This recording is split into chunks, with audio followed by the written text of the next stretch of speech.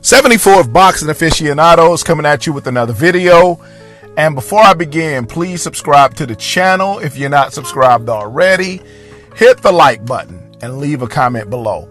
All right, guys, so in this video, I want to talk to you guys. This is a post-fight reaction of George Kambosos' victory over Teofimo Lopez for the ring, the WBA, WBO, IBF, and ring lightweight championships.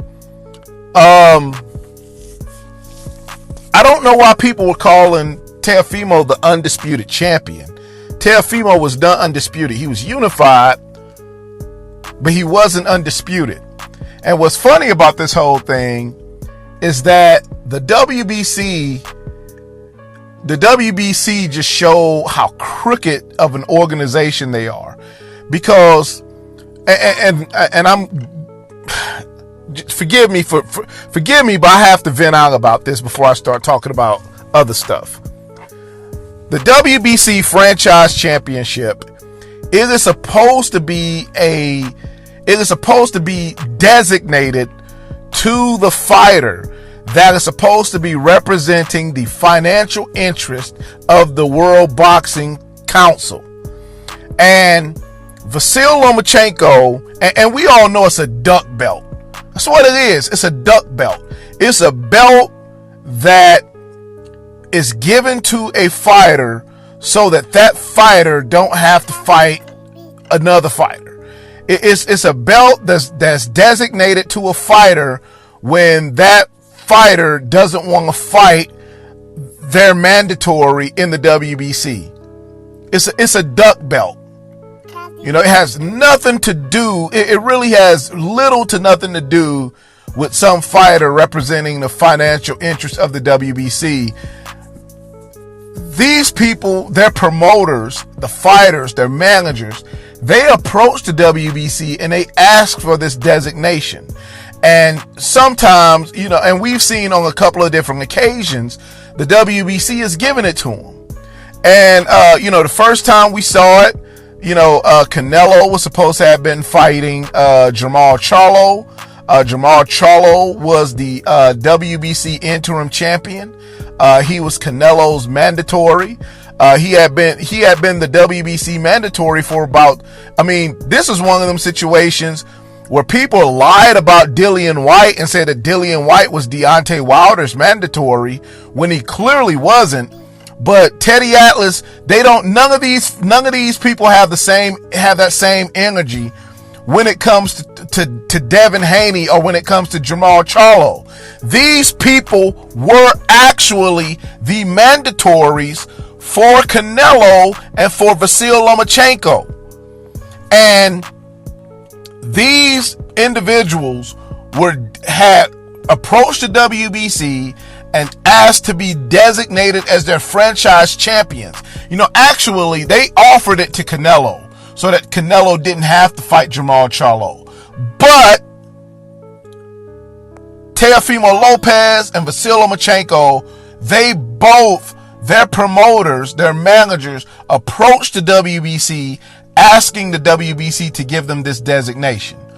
And the crazy thing about this franchise championship is that the franchise championship, the way it's supposed to work, Vasyl Lomachenko was the franchise champion, and you're not supposed to actually lose the franchise championship.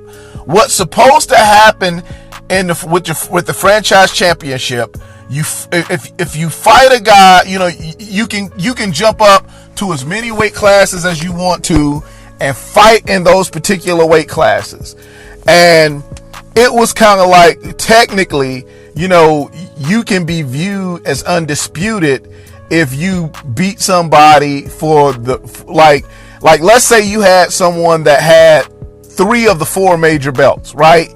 But you would, you know, everything except for the WBC. You fought that person and you beat them. Then technically they can have you listed as undisputed. But if you lost, that person was designated as the Diamond Champion, and the Diamond Champion was going to be the mandatory for the actual WBC champion. You actually did not lose the franchise championship. You weren't supposed to, but the WBC, in their hypocrisy, breaking their own rules, they allowed, when Teofimo Lopez defeated Vasyl Lomachenko, Teofimo was able to, quote unquote, take the franchise belt from Vasyl Lomachenko. I mean, it's stupid.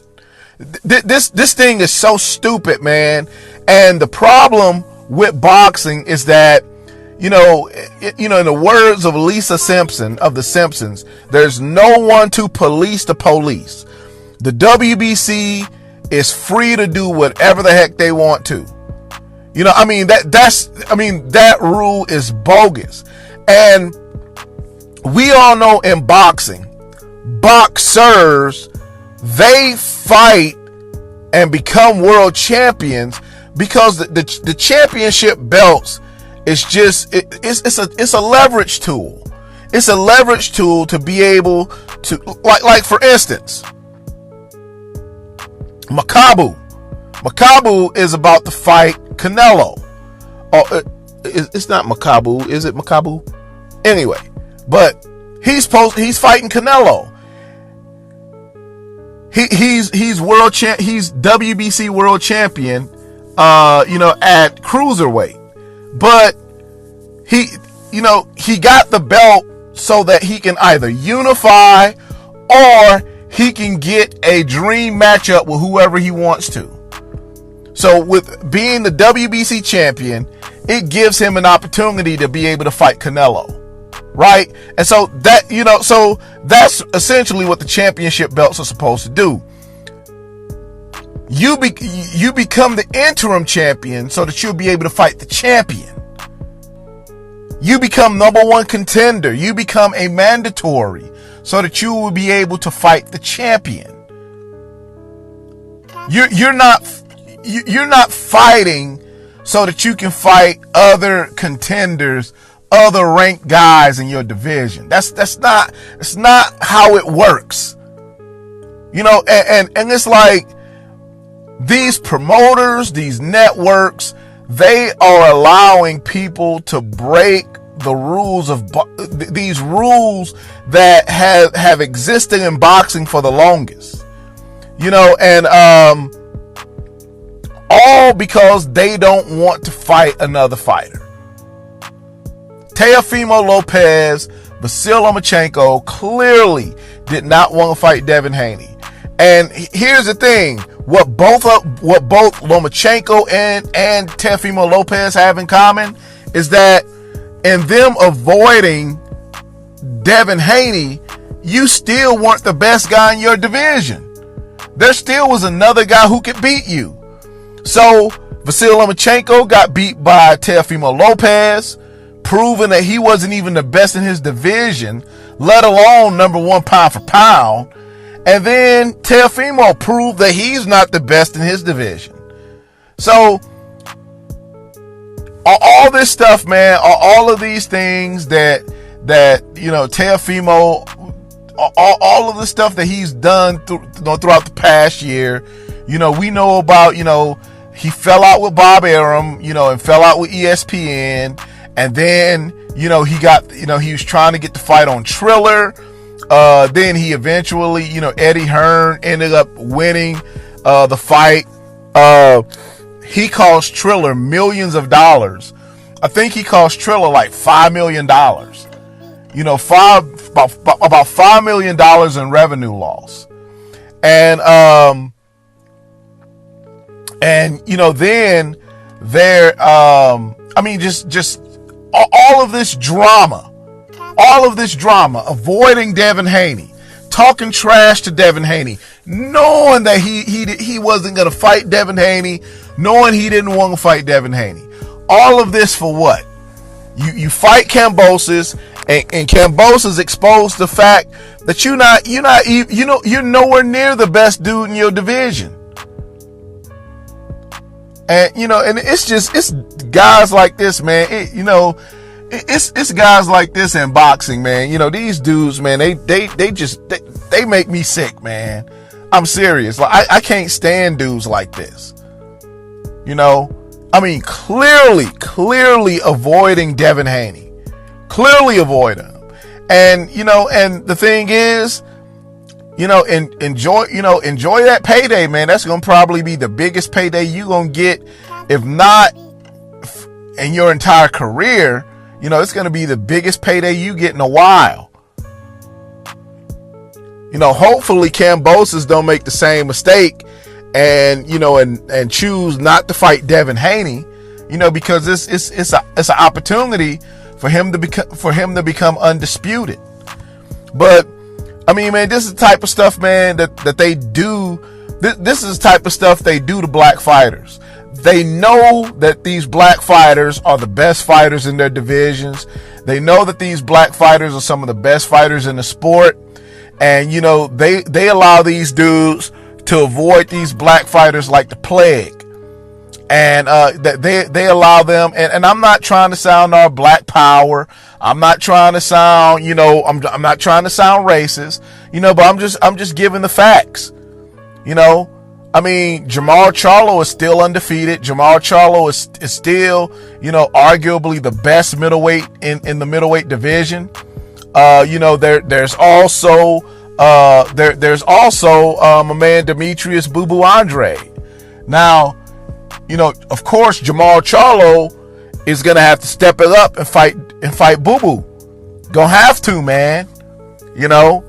Otherwise, he looked like a little chump. And I don't think he want that smoke with Boo Boo. But, Canelo clearly avoided at least two dudes at 160. And, got himself designated as franchise champion. Boo Boo called him out and he ducked Boo Boo. Cussed Boo Boo out. Didn't want to fight Boo Boo. Didn't want no smoke with Boo Boo. But, I mean, Canelo is able to get away with that stuff, man, because Canelo is an established fighter. But someone, the likes of Teofimo Lopez, the likes of Vasyl Lomachenko, like this type of stuff, man, I've been knowing this for a while. I've been trying to tell certain fans ain't been trying to hear people like me. But, man, I said that a long time ago, man, that, Vasyl Lomachenko was grossly overrated. His resume was padded, and the same thing with Teofimo, man. I mean, the fact that Vasyl Lomachenko lost to someone like Teofimo just goes to show, man, he lost to Teofimo and Orlando Salido. And it just goes to show, these dudes aren't as good as, Bob Arum and ESPN, and their network hype, their media hype. That's the problem with these fighters, man, is that they're just all hype, man. It's like, these dudes, like, it's nothing really special about them. Like, there's nothing great about them. They're media hype. It's like ESPN has to, just like with the UFC. The UFC has convinced their fans that the UFC has the best fighters in the world, have the best MMA fighters in the world. NBA, like a lot of these different places, they have convinced people that they have the absolute best of the best in their organizations. And it's not always true. Top Rank, ESPN, they want you to believe that they have the absolute best fighters in the world. And all of these other dudes, we sent them an offer. We sent them a contract. And Teofimo got caught lying about his team sending Devin Haney a contract. Clearly didn't send him a contract, just cap. But it's like, ESPN got people under the impression that they got the best fighters in the world when they clearly don't. They had people believing that you know, that Vasyl Lomachenko is the number one pound for pound fighter in the world. They got people thinking that Teofimo Lopez is the best fighter in the world because he beat Vasyl Lomachenko, and Vasyl Lomachenko is the best fighter in the world. They got people convinced that Terence Crawford is the number one pound for pound fighter in the world. You know, when these dudes they stay on this small island. It's this small island and it's just them. So, you know, it's time, man, that we stop, that you guys stop allowing these networks, man, to sucker y'all like that, man. And great fighters and the best fighters, they fought and beat the best. And that's what we need to see in boxing, man. You know, I'm not trying to be nobody's fanboy. You know, like, I want to see the best fight the best. You fight and you beat the best. You know, like, there's nothing else left to say. You know, but Teofimo, like, when he beat Vasyl Lomachenko was not the best fighter in the world. He was not the best lightweight in the world, and I knew it. And even if Teofimo beat Vasyl Lomachenko, there was still a lot for him to prove. And, you know, and he didn't do it. But, you know, some of us, man, we're so quick to jump on that. It's like, oh, you know, he beat Lomachenko. Yeah, man, he the best. He had killed Devin Haney. You know, without even, you know, and some of you guys do that, and you guys don't even want the fight to happen. Because it's like, it's enough for him to prove, man. Dude, 16-0. He was 16-0. He had plenty to prove. And now he couldn't even beat Kambosos. So, what's next for this dude? I don't know. But, you know, again, I mean, this is what boxing is all about, man. Boxing is not just proving that you're the best by beating one fighter. Man, you know, you got to prove yourself over and over and over again. You have to continue to beat the best guys out there. Andre Ward did it. Floyd Mayweather did it. Oscar De La Hoya did it. Sugar Shane Mosley did it. Felix Trinidad did it. Roy Jones, Bernard Hopkins. I mean, that's what great fighters do. That's why these dudes' names will be forever in history. Why these other dudes, man, you know, these other clowns that's out there, man, you know, like Terence Crawford, the only person he's beaten so far was Sean Porter, and Sean Porter, like, you know, said he was, like, Sean Porter, his heart wasn't totally into the fight. You know, Sean Porter, right after losing to Terence Crawford, like, strange stoppage, first of all. You know, Father stops the fight. Father was like, you know, yeah, I don't think his heart was in it. And then Sean Porter just retires. Just abruptly retires. You know, so it's like, no, man, that don't mean he ain't the best. And then he was still saying, like, I don't need Errol Spence. Yes, you do. You ain't the best. You never proved that you was the best. Never. And that's how people like Teofimo is, man. Dude, you under 25 years old. You are unproven. You are unproven. Dude acting like, man, he like freaking Sugar Ray Leonard or something. A lot of these dudes, man, just unproven, man. They want to act like divas. This, like, for real, man. And then they want these, like, it's professional prize fighting. And I can't, like, you can't blame them for wanting the big paydays. But you want big paydays and you also want to avoid fighters. That's crazy. So, congratulations to George Kambosos.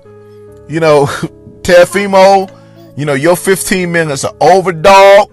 And I'm so glad I'm so glad, that we ain't got to deal, like, hopefully Kambosos don't do this, don't be playing these games too. Hopefully he don't duck Devin. But that's all I got right now, man. Leave your comments below. Thank you guys for watching. I'll let you guys later. Peace.